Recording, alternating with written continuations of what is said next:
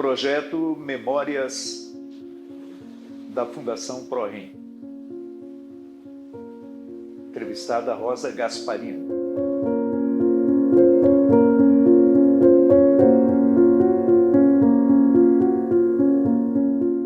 Faz as contas, desde 1990, 32 anos? 32 anos, 33. 33. Eu entrei como estagiária, quando eu me formei, depois eu fui contratada e nunca mais fui embora. E continuo trabalhando. O seu Gilberto saiu daqui quando eu cheguei. Fiquei emocionada com as coisas que eu ouvi, porque a gente volta, né? O tempo e 32 anos. Então, eu estava na faculdade no último ano, né? E eu gostava muito de psicologia hospitalar e eu não fazia cursos, tal, mas tinha pouquíssimo material, né, sobre isso, mas a gente estava começando a estudar. E aqui em Joinville tinha a psicóloga Eleida, né, no Hospital São José, mas era hospital geral, né? E eu gostava muito do trabalho dela, então aquilo a gente vai se inspirando. E eu conhecia o Dr. Amaro Joaquim Alves, que era um dos cirurgiões do transplante da Fundação, né?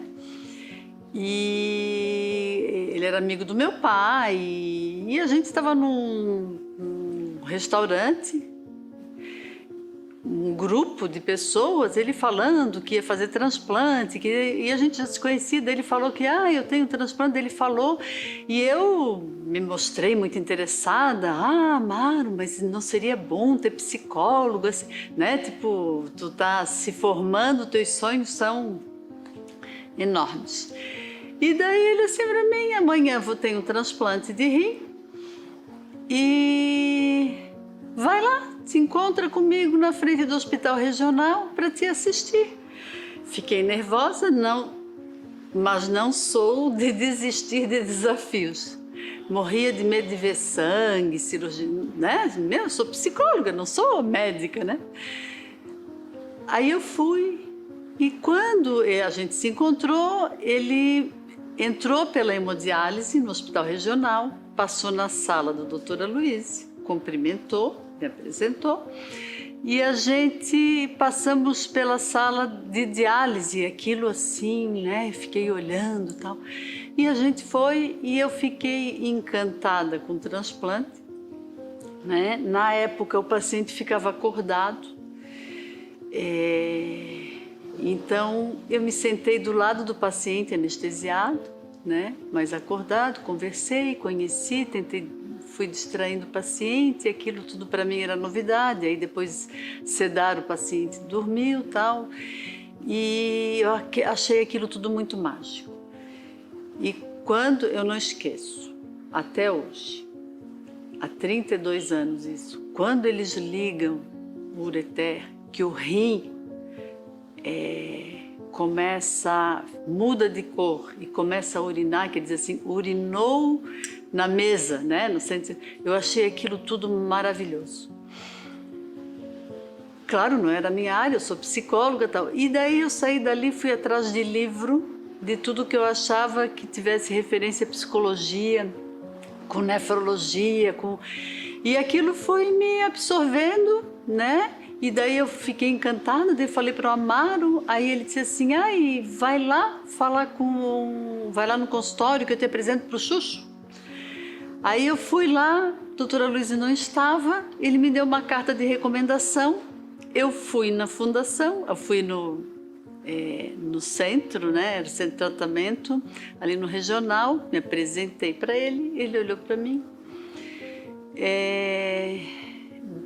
viu a carta do Amaro, tal, daí ele disse assim, eu não sei o que tu vai fazer aqui. Eu disse, eu também não. Mas eu vou te apresentar os pacientes, você pode ficar nessa sala. Isso aqui é um laboratório. Você pode ir conversando, apresentou algumas pessoas e pode fazer um estágio 3 vezes na semana. E eu comecei a conversar com os funcionários, com os pacientes e fui me encantando. E, na verdade, é que a visão deles, doutor Aloísio, doutor Hercílio, que eu conheci depois, já era aberta, já era para essa humanização, senão eles também não iam me aceitar, né? Então, olha a visão deles, existia um curso para técnicos de enfermagem, então eles já estavam naquela época já pensando no ensino, então eles tinham um curso que era do estado todo, né, para quem quisesse vir. Então a Jace, né, que era enfermeira, ela me convidou para dar uma palestra. Eu fiquei muito nervosa, muito feliz sobre ética, né, para esse. E eu fui, me preparei, fiz a palestra no final de semana no Hotel Tannenhof. Na segunda-feira, o doutor Aloísio me chamou e disse assim: eu vou te pagar, nós vamos te pagar uma bolsa de estudo para te vir com mais vontade. Eu já estava com muita vontade, mais vontade que ia a gente começar. E desde abril de 1990 eu não fui mais embora. Então, assim, e eu fui estudando, me preparando nessa área. Aí eu fui conhecendo pessoas do Brasil, como tu falasse, né, Léo? Não fui a primeira mestre dessa hora. Imagina, São Paulo, Rio, tinha, né? Mas assim, no estado foi. No estado foi. No estado foi. Quando a gente começou, aí eu entrei em contato com outros psicólogos, mas específico da nefrologia eram mínimos. Eu quase que pioneira, assim, mínimo. A maioria era assim de hospital grande, né, de São Paulo, do Rio, no qual eram psicólogas hospitalares que atuavam na nefrologia, que assim eu fui conhecendo e a gente foi estudando, desbravando, participando de congressos, né? Tudo que eu ia estudando era da psicologia hospitalar e ali eu ia os questionários, eu não criei nada, né? Eu pegava de pessoas que já fizeram, de livros e de congressos que eu ia a todos os congressos que tinha. Eu fui adaptando para a nefrologia, né? E com relação a isso, a psicologia no hospital era uma coisa muito nova, né? E na nefrologia mais nova ainda. Então eu percebia, o que eu percebi? Meu laboratório foi ali na ProRim, né? Doutor Aloísio, doutor Hercílio, a Jace, depois a Astrid chegou, e os pacientes, e o comportamento que o paciente tinha, o comportamento dos profissionais, né? Então nós crescemos juntos, porque eles também não sabiam lidar com aquelas emoções. Por exemplo, o paciente renal, ele não pode tomar muito líquido, né? Então, qual era a postura do médico, da enfermeira e dos técnicos? Brigar com o paciente porque ele veio com excesso de peso. Por quê?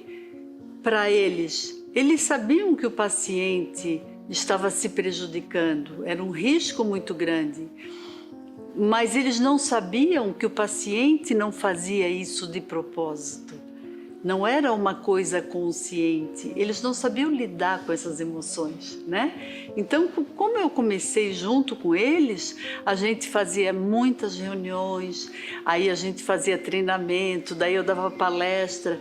Mas, na verdade, eu consegui fazer tudo isso porque eles tinham uma visão, uma mente muito aberta para humanização, para o bem-estar do paciente, né?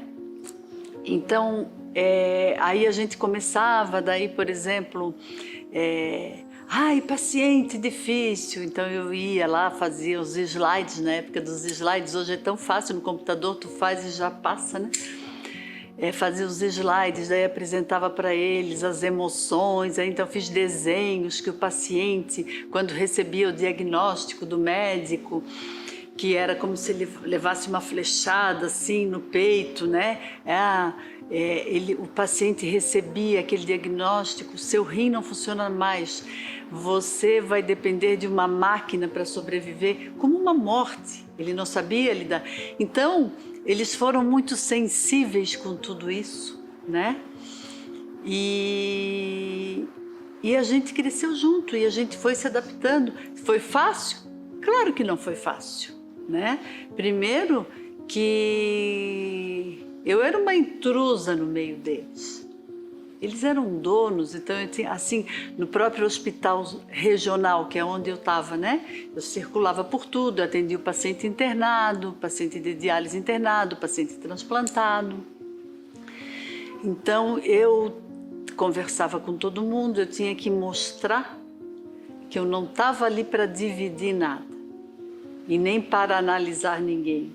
Eu tinha que mostrar que eu estava ali para ajudar, porque se o paciente pudesse ter alguém que ouvisse o seu medo, o seu sofrimento, suas dificuldades, ele ia ser mais colaborativo com os médicos, enfermeiros, técnicos. A descoberta da doença é bem difícil. Depende do momento de vida desta pessoa, deste paciente, o que ele estava vivendo naquele momento, depende da sua estrutura psíquica, né? Cada pessoa reage de uma forma com os problemas, mas eu vejo assim que descobrir que um órgão vital não funciona mais é um luto, é uma perda, é uma morte. Então tu tens que entender esse sofrimento do paciente, acolher o paciente para que ele consiga ter força para ver que sim, é uma doença que não tem cura, mas que existe tratamentos que podem lhe oferecer uma excelente qualidade de vida, tanto na diálise quanto no transplante. Mas para que ele alcance essa excelente qualidade de vida, ele precisa ter a aceitação da doença e tratamento para que ele seja participativo e seja aderente a esse tratamento.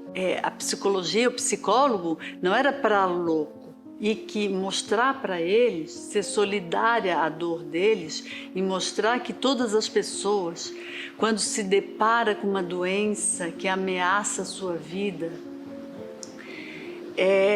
traz muitos sentimentos, né? Medo, raiva, angústia, agressividade, né? Medo de morrer, medo de sentir dor, né? Medo do futuro, porque a doença renal, quando o paciente se depara com ela, ela altera toda a questão, a vida profissional, pessoal, estrutura familiar, papéis familiares, né? Porque muitas vezes é o provedor da família e passa a depender dos demais membros no qual essa família não estava acostumada. Então a gente também atende o paciente e a família, né? Eu acho que assim, desde o início, né, a gente percebia a importância de tu estás ali para ouvir, e outra coisa, tinha que estudar a doença e o tratamento, porque a psicologia hospitalar e a psiconefrologia, a gente trabalha muito com orientação, é diferente da nossa formação para consultório, né? Então eu tinha que conhecer a doença. Então, quando é que eu percebi? Eu percebia a importância quando eu ia atender um paciente que estava numa revolta. Muitos não queriam iniciar diálise ou hemodiálise ou diálise peritoneal, eu prefiro morrer, que eu conseguia conversar, ouvir o paciente e fazer com que ele tivesse coragem de enfrentar essa doença, esse tratamento, e via a melhora dele, porque era o primeiro conseguir que ele confiasse em mim e que ele fosse tendo confiança nele e acreditasse, né? E daí vinha a melhora física, porque quando ele conseguia, ele aceitava a hemodiálise, ele começava a fazer diálise, ele tinha melhora física, e dali ele ia evoluindo, e principalmente nos transplantes, tu vê, eu acompanhei crianças, adolescentes, né, que com muita dificuldade, e dali eles transplantaram, eles despontaram para a vida, acompanhei estimulando o estudo. Teve paciente que ele veio me falar que ele ia se formar, quando ele ia se formar, e no dia que ele começou a trabalhar, ele veio dizer, e quando ele comprou o primeiro carrinho dele, ele veio dizer, sabe? Então, todas essas conquistas do paciente, eu ficava muito feliz e me sentia parte delas, né? Então, não sei se eu fugi da tua pergunta, mas assim, eu sentia a importância que a psicologia tem quando ia vendo o paciente renascer, né? Renascer. É muito emocionante tu ver a emoção do paciente quando aquela espera dele para conseguir um rim, e quando ele ganha o rim, assim. E eu me lembro que eu ia assim no Hospital São José acompanhar o transplante, as primeiras consultas, a emoção, ver o brilho nos olhos do paciente, né? Daquela conquista, como se fosse o maior presente da vida do paciente, né? E isso é uma coisa que marca muito, Tu vê que tu pode contribuir com a qualidade de vida da outra pessoa, assim, tu vê, aí tem gente que abraça a gente, assim, isso te toca? Muito, muito. Toda semana, né, a gente atende um paciente que saiu do hospital, que é a primeira consulta pós-transplante, que eu olho assim, como é que tu tá? Aí eu disse, não precisa me responder, porque o brilho dos teus olhos já diz tudo. Então, são muitas emoções que a gente viveu, né? Também emoções, assim, coisas que abalaram, que a gente tinha que passar, assim, a perda de pacientes, que a gente faz parte da vida deles, né? Eles acabam vindo trazer tudo para a gente, as conquistas, assim como eles trazem o sofrimento para a gente ajudar, eles trazem as conquistas, nascimento de filho, né? Nascimento de neto, porque são poucos os pacientes após o transplante que têm filhos, podem ter, mas tem mais risco, né? É um desafio, ouvindo o seu Gilberto, como eu ouvi ele dizer assim, dá uma dorzinha, né? Eu já estou assim numa fase de sofrimento, que eu sei que daqui a pouco eu tenho que parar de trabalhar, né? Não que eu tenho que parar de trabalhar, mas é uma transição de vida, né? Mas tenho uma equipe maravilhosa de psicólogos, mas eu acho que a minha mudança, sim, eu quero ver eu largar. Faz parte da evolução, mas uma hora eu vou sair, né? Não está muito longe. E então, meu desafio, agora nesse momento, já que tu perguntasse, assim, que desafio muito grande que acaba a ProRim, todas as pessoas participaram muito. A minha filha está se formando em medicina agora, esse mês de julho, né? Já fez estágio lá dentro da ProRim, claro que ela quer fazer cirurgia, não é na área clínica, é na cirurgia, mas adora transplante, então também não sei se tem um futuro por aí, se não tem.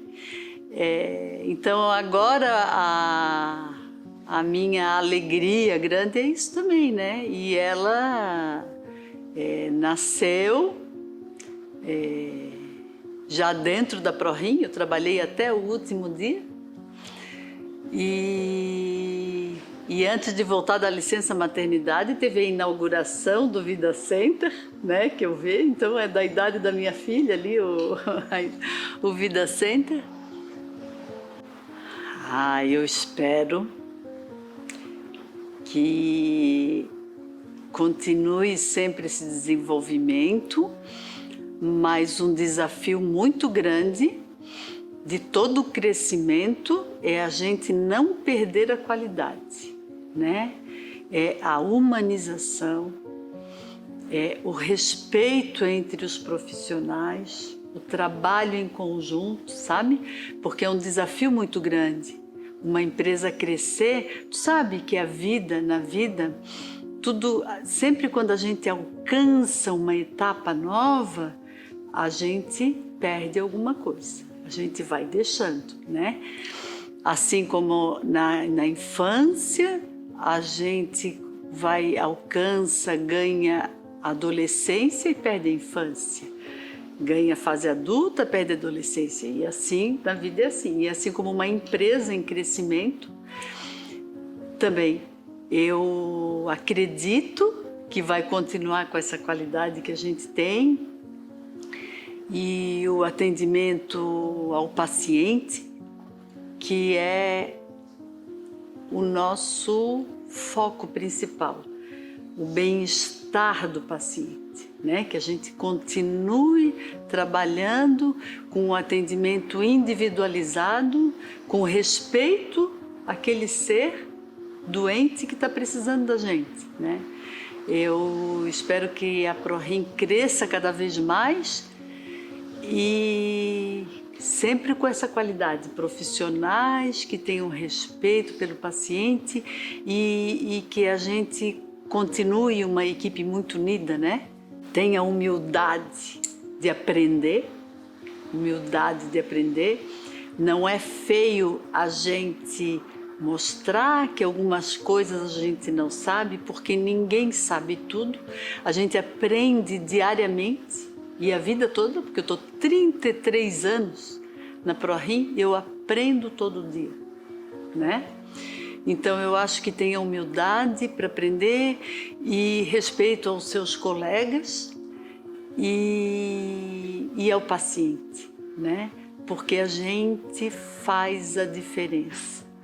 O que eu poderia dizer? Atenda o paciente como você gostaria de ser atendido. Ou como você gostaria que o seu pai fosse atendido, seu pai, sua mãe, seus familiares, né? Isso a gente tem que se colocar no lugar do outro e atender o paciente como a gente gostaria de ser atendido. Gosto muito do meu trabalho, tanto que eu, aposentada eu já estou, né? Adoro o que eu faço. Eu quero falar aqui para o doutor Luiz, o doutor Ercílio e todos os médicos que vieram depois, a doutora Luciane, não vou falar nome porque são muitos importantes, mas o doutor Luiz e o doutor Ercílio, que eles foram muito importantes, assim como na minha formação profissional e na minha vida também. A doutora Luiz foi no meu casamento em Florianópolis, o doutor Ercílio não pôde ir porque estava só os dois na época e tinha que ficar um aqui. Eles fizeram e fazem parte, hoje são meus amigos, eu tenho um amor imenso por eles. E agradecer que eles confiaram em mim, né? Era uma área diferente, então não era normal, não tinha. E tudo o que eles fizeram por todo mundo, porque na verdade nós só estamos aqui na fundação porque foi a parceria dos dois. Eu acompanhei muito a luta deles com a sociedade, na política, para fazer isso chegar ao ponto que chegou, sabe? E valeu a pena, né? Eu ter ficado. Não vou dizer que muitas vezes nessa minha trajetória eu saía e dizia assim, eu vou sair daqui, eu vou buscar outras coisas. Aí no outro dia eu atendia um paciente, meu Deus do céu, eu via a diferença que eu fazia na vida dele. Ai, já passava tudo aquilo que eu sofri. Então valeu. A tua pergunta, se valeu a pena? Muito, muito. Tenho muitos amigos dentro da fundação, eu respeito todas as pessoas, eu acho que a gente tem muito, a nossa empresa, ela faz um bem para as pessoas, um bem para a comunidade. Eu acho que isso é gratificante, né? Saber que a gente faz a diferença.